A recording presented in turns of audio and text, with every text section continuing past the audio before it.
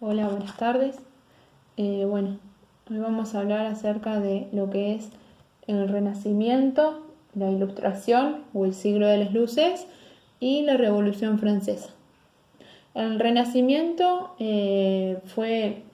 sucedió en el siglo XIV, XV y XVI en Europa, y lo que trató fue de rescatar la cultura olvidada durante la Edad Media. Se desarrolló especialmente en Italia y también más tarde en otros países de Europa.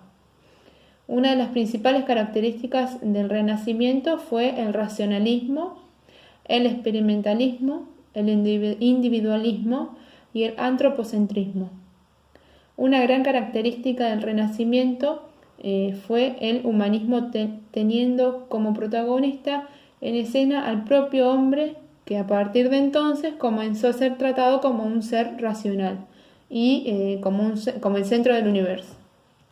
El Renacimiento se caracterizó también por importantes descubrimientos científicos, especialmente en el campo de la astronomía, la física, la medicina, la matemática y la geografía.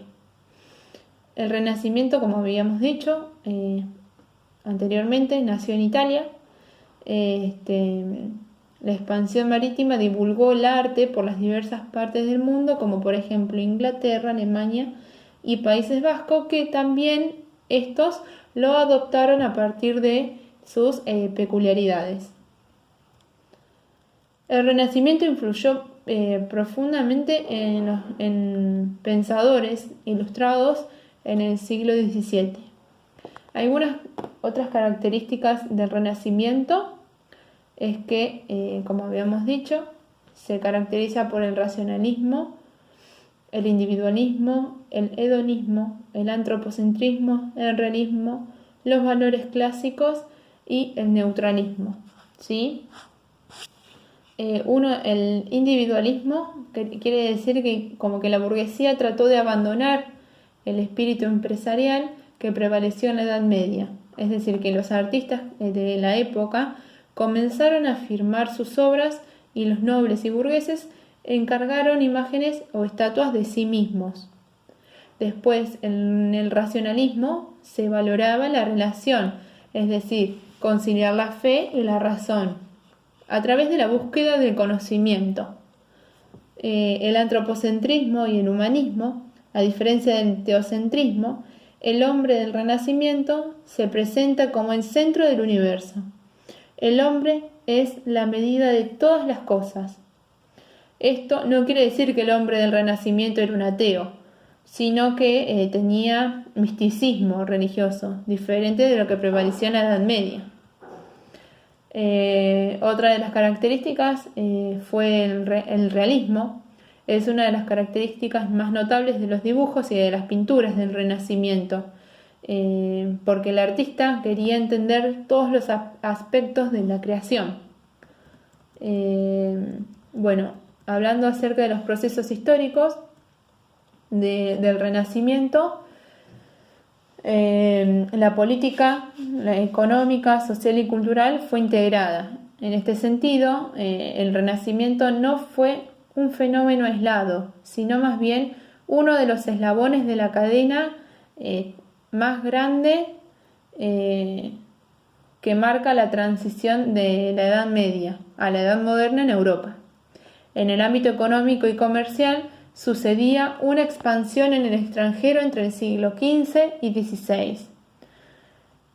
Políticamente se produjo la centralización del poder, lo que dio lugar a la formación del Estado moderno.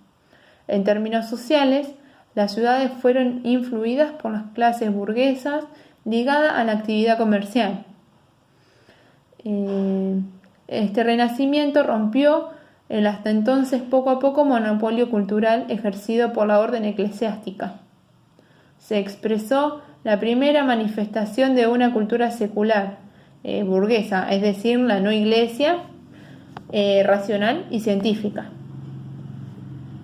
Algunos factores que promueven el Renacimiento Económicamente, el Renacimiento comercial revivió el intercambio cultural entre Oriente y Occidente, convirtiéndose en el principal factor del renacimiento cultural. En el plano social, las condiciones de urbanización habían generado una nueva cultura y las ciudades del Renacimiento servían como polo de irradiación. En el plano intelectual, la reanudación de los estudios de las obras clásicas grecorromanas fue de gran importancia para caracterizar el tipo de arte. Esto fue posible gracias a los monasterios medievales que conservaron en sus librerías muchas de estas obras, protegidas de la destrucción por las invasiones bárbaras del período. Y por último, la mejora de la prensa, que se atribuye en el siglo XVI, facilitó la expansión intelectual a un nuevo público.